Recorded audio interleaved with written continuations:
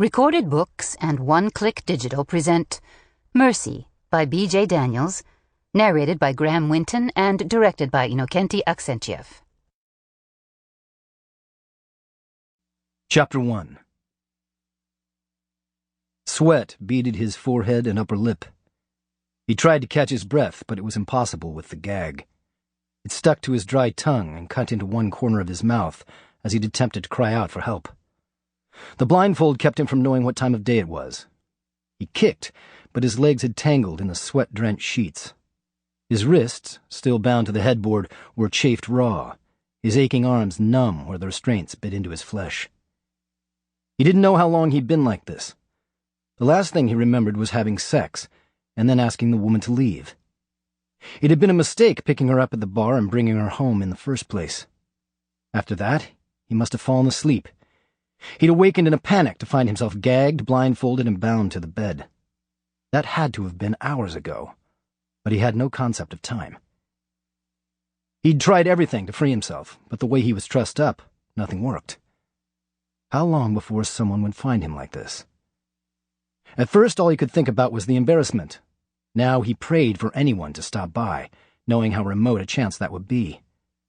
No one would even realize they hadn't seen him for days, since he'd taken off for a short vacation.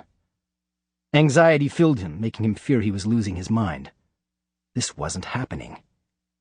He couldn't seem to catch his breath. His chest rose and fell faster and faster. A sound made him stop struggling. He held his heaving breath. Had he only imagined someone in the room? A floorboard creaked. She'd come back. Of course she had. She couldn't leave him like this. This was some kind of sick joke. Something straight out of a horror movie.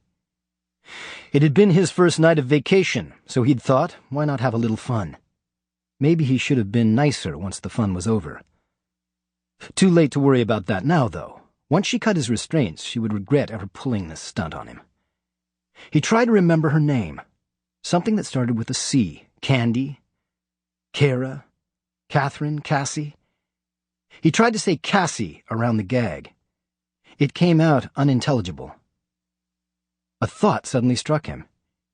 It was her in the room, wasn't it? Who else? But now he wasn't so sure. He felt someone move closer. He could hear breathing next to his bed. He thrashed against his bonds, moaning in both pain and terror. A harsh whisper next to his ear silenced him. It was her, all right. He remembered that voice. But at first he thought he'd heard her wrong. Then... Sample complete. Ready to continue?